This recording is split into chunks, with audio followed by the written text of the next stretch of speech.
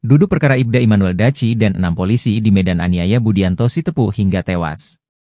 Duduk perkara Ibda Immanuel Daci, Panit Resmob Satreskrim Polrestabes Medan dan 6 polisi aniaya tahanan, Budianto Sitepu hingga tewas.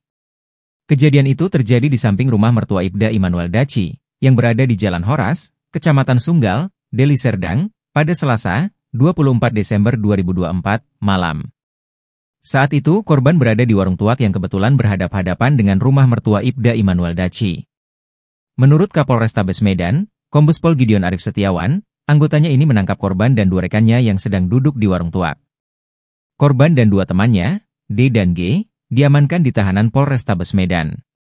Padahal, Ibda Immanuel Daci tidak mengantongi surat apapun dan tidak ada dasar laporan polisi.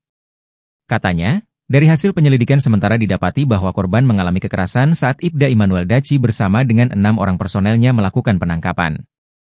Gideon juga membeberkan hasil pemeriksaan medis terhadap jenazah korban, yang sempat dibawa ke Rumah Sakit Bayangkara Medan setelah sempat ditahan di Satreskrim Polrestabes Medan.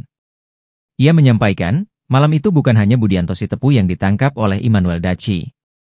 Namun, ada 2 orang lagi rekannya yang telah dipulangkan dan statusnya tersangka.